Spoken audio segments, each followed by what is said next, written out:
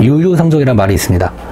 어떠한 사람을 알고 싶으면 그 사람이 같이 만나고 어울리며 함께 시간을 보내는 그 사람들을 보면 알 수 있다는 뜻이에요. 쉽게 말하면 이제 끼리끼리 논다 라는 말이 있는 건데요. 유유상종이라는 말이 그 사람의 성향이나 그 사람의 스타일을 파악하는 데는 정말 그 주변에 사람만한 것이 없죠. 간신 옆에 간신이 있고 진국인 사람 옆에는 진국이 있는 것처럼요. 근데 또한 그 사람의 내면을 알고 싶으면 그 사람이 어떠한 책을 읽고 있느냐, 그 사람이 어떠한 종류의 글을 읽고 어떠한 생각을 하고 사는지를 안다면 정말 그 사람에 대해서 제대로 알 수 있지 않을까요? 자, 안녕하세요, 골리앗입니다. 오늘은 여러분들이 간혹가다 댓글로 추천해 주실 만한 책 없나요? 하면서 이렇게 남겨주시는 분들이 있어요. 혹은 어떤 책을 읽고 계신가요? 라는 댓글이 좀 많아서 항상 댓글로 좀 이렇게 달아드리다가 그냥 한번 제가 어떤 책들을 읽고 있고 어떤 책들을 보고 있구나 라는 것을 좀 알려드리는 게 좋을 것 같아서 영상을 찍게 됐어요. 지금 제가 영상을 찍고 있는 이 방은 제 서재예요. 제 서재인데 조금 이따가 한번 간략하게 이렇게 보여드릴 거고, 제가 지금 가장 최근에 읽고 있는 책 3권을 여러분들한테 먼저 소개시켜 드릴게요. 자, 일단 첫 번째는 요거예요. 스티븐 코비의 오늘 내 인생 최고의 날이라는 책이거든요. 이거 같은 경우는 작년에 7월 29일 때 김경미 이사님이라고 저희 회사에서 가장 대선배님이시자 보험업계의 전설이신 분이 있거든요. 3W로 자그마치 1000주를 하신 분이 있어요. 존경합니다, 진짜. 우리 선배님께서 선물해 주신 책이고요. 이거 같은 경우 제가 이제 산 건데, 김승호 회장님이 쓰신 책이에요. 알면서도 알지 못하는 것들. 그리고 가장 마지막으로 요거, 버티다 힘들면 놓아도 된다. 윤지비 작가가 쓴 책이에요. 어찌됐건 제가 이런 책들을 읽는 이유는 되게 간단해요. 내가 힘든 일이 있건 혹은 즐거운 일이 있건, 힘든 일이 있을 때는 이 또 책을 통해서 조금이라도 교훈을 얻고 동기부여를 얻기 위해서 보는 경우도 있고요. 또 기분이 정말 좋을 때도 더 차분해지기 위해서 책을 통해서 뭔가의 이런 꼭 깨달음이 아니더라도요, 정말 이런 활달을 읽다 보면은 내 마음이 차분해지고 한 글자 한 글자 곱씹어보는 그 마음의 안정제 이런 효과도 있거든요. 그래서 여러분들은 어떤 책을 읽으실지 모르겠지만 처음에는 이런 종류 약간 수필이라든가 약간 좀 산문집 같은 느낌의 책부터 시작하셔도 되게 좋아요. 이 책 같은 경우는 제가 북리뷰를 한번 해보면 첫 시작이 이거예요. 우울증이 찾아온 날, 2015년 하반기 공채 신입사원 최종 합격을 축하드립니다. 회사를 합격하면서 쓴 책인가 봐요. 책은 어떻게 보면 저자와의 대화라고 할 수 있죠. 이 사람이 이 책을 왜 썼고, 이 사람이 이 글을 쓸 때 기분이 어떻고, 또 지금에 와서 뒤돌아봤을 때 현재 시점이 어떤지, 이런 것들인데, 이런 책 같은 경우는 하루면 다 읽어요. 이게 책이 얇기도 하지만 길지도 않거든요. 그래서 제가 한번 이 책들을 쫙 읽어봤는데, 이 책은 그래요. 이 윤집이라는 사람이 힘들었던 첫 사회생활에 어떻게 보면 남들이 봤을 땐 실패겠지만 또 다른 시작을 하게 되는 그런 계기에 대해서 내용을 써버린 건데, 대기업을 다녔대요. 대기업을 다녔는데 참다가 결국에 회사 생활을 했지만 돌아온 것은 우울증, 공황장애, 사회불안장애를 얻었대요. 그래서 버티다 행복을 잃어버린 그 누군가에게 이 책이 전해지길 바라면서 그때 내가 가장 듣고 싶었던 말들을 이 책에 고스란히 담았다고 해요. 그래서 안에 보면은 되게 좋은, 좀 따뜻한 글들이 되게 많아요. 그 중에서 제가 하나 이렇게 소개를 해드리면 이 부분이 전 좀 와닿았는데 한번 읽어드릴게요. 사람은 살아가면서 누구나 마음이 아플 수 있다. 그게 오래 머무는 아픔이든 잠시 머무는 아픔이든 그때 아픔을 인정하고 마음을 돌보기 시작한다면 자신을 이해하게 되고 아픔이라는 태풍을 지나가는데 큰 도움이 된다고 믿는다. 그리고 또 밑에 우울증 자가진단 테스트를 해서 이런 식으로 QR코드까지 돼 있습니다. 그래서 인생 첫 정신병원. 이 사람들이 사실 정신병원에 대해서 가면 좋다 나쁘다 이걸 되게 터부시하는데, 우리 몸도 아픈 병원에 가듯이 내 마음이 아프면 여러분 병원에 가셔야 돼요. 의사 선생님 뵙고 내가 지금 상황이 어떻고 진단을 받아서 약을 받든 아니면 정말 다른 명상치료나 다른 걸 통해서든 진료를 받고 치료를 받는 게 저는 좋다고 생각합니다. 그리고 가장 여기 적혔던 것 중에 하나가 자신의 힘듦을 타인에게 전하기 어려워하는 것이 사회불안장애의 증상 중 하나의 단면이라는 것을 알게 되었다 라고 적혀 있어요. 근데 저도 사실 이 부분에서는 살짝 찔린 게, 제가 힘든 거를 타인한테 절대 얘기하지 않거든요. 그게 부모님이든 아니면 친구든 와이프든 간에 잘 얘기하지 않아요. 근데 그게 이 책에서 보면은 사회불안장애의 증상 중 하나의 단면이래요. 근데 저는 이거거든요. 내가 힘든 건 참고 이겨내야지. 힘든 것은 내 몫이지. 내가 이걸 누구에게 이야기하고 털어내면서 그 사람들한테까지 짐이 되기 싫다의 개념이 조금 더 강한데, 힘듦은 나누면 반이 되고 기쁨은 나누면 2배가 된다라는 말처럼 안 좋은 일들도 좀 이렇게 나누면서 같이 위로를 받고 좀 해야 되나 봐요. 타인의 시선보다 중요한 게 내 시선이고 타인의 마음보다 중요한 게 또 내 마음이니까, 사실상 가장 모든 선택의 중심에는 제가 있거든요. 내가 있고 내 기준에서 이걸 선택하고 결정하고, 왜냐면 내가 어떤 시험을 보든 어떤 결과가 나오든 그 시험에 대한 감당일, 시험지에 적혀있는 이름의 주인은 내가 하듯이 여러분들 인생에도 뭐 해답은 없다고 생각해요.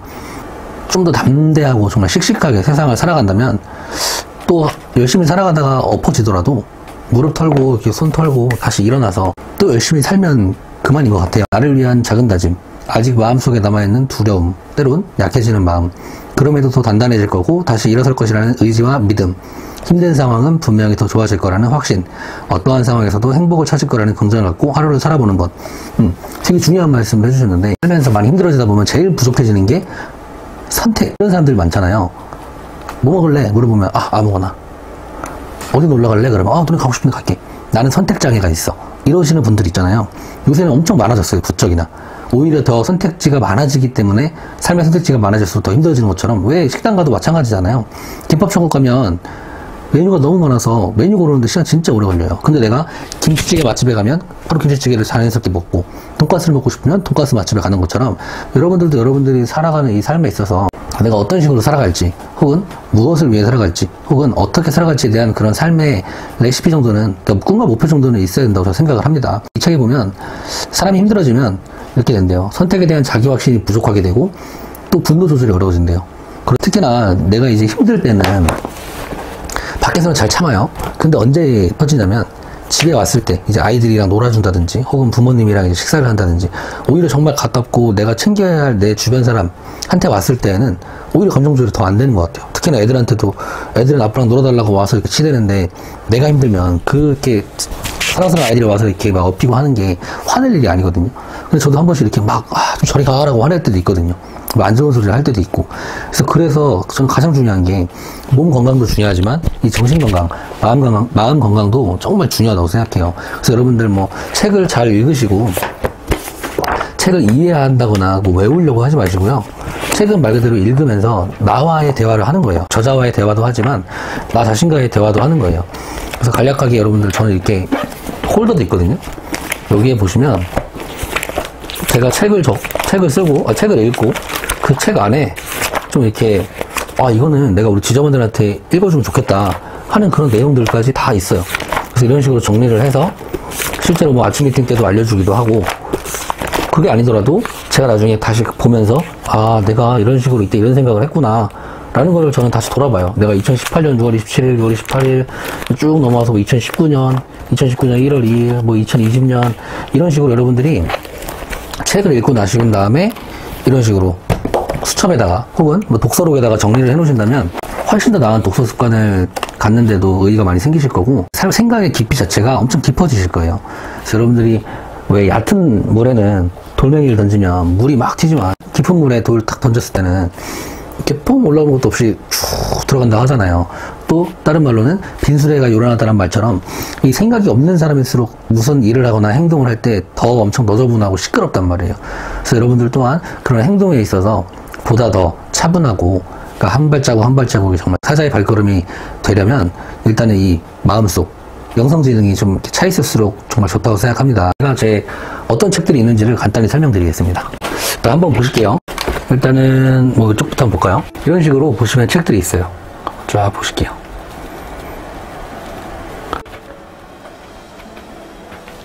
보시면 이런 식으로, 여기도 보시면 이런 식으로 책들이 있죠. 저 바깥쪽에서도 한번 보겠습니다. 자, 이쪽에서 한번 위에서부터 볼까요? 자, 뭐 자기개발뿐만 아니라 저도 이제 뭐 토익도 공부도 해봤고 자격증 공부도 했기 때문에 여러 가지 책들이 있어요. 손금 이런 책도 있고, 잠수함, 뭐 자산관리사, 파생상품 투자상담사, 예전에 농협 이런 식으로 주제가 많죠? 여러 가지가 있어요. 그러니까 꼭 내가 뭐 한 가지 분야에만 올인해서 같은 지식을 넣는 것만큼 위험한 건 없거든요. 이런 식으로 미래학 쪽도 좀 있고요. 역사, 미래학 쪽도 있고요. 그 다음에 이제 처세, 그 다음에 가장 기본적인 뭐 부의 미래. 이것도 제가 예전에 엄청 옛날에 산 거거든요. 이때만 해도 이거 왜 접혀 있죠? 여기까지 보고 안 본 거예요, 이거는. 저희가 언제 샀는지 한번 볼까요? 2012년에 샀네요. 2012년에 사면서는 10년 뒤에 미래가 어떻게 될까라고 바뀌었죠. 근데 벌써 여러분 1년 뒤면 2022년이에요. 그 10년이 이렇게 금방 갔습니다. 사주팔자, 권력의 법칙, 제가 좋아하는 엘빈터 블러 여기 또 있죠. 권력의 법칙, 그 브라운 넘어서까지. 그 다음에 이제 뭐 자격증 책입니다. 자산관리사부터 경영학 공부했으니까는 경영학이랑 조직, 리더십 이론, 도로교통사고, 감정사. 제가 좋아하는 조족. 그럼 다시 손자병법 또 있죠.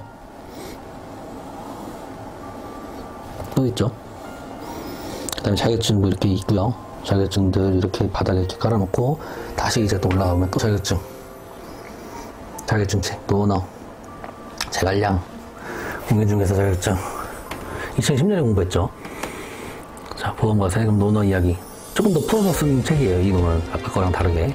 그다음에 품질개념 산업기사, 뭐 초격차, 사기, 파레트 원리, 노자의 도덕경, 그다음에 부자통장, 가난한 통장. 이런 식으로 해서 또 나머지들은 제가 이렇게 서재들을 꾸며놓은 거고요. 이런 식으로.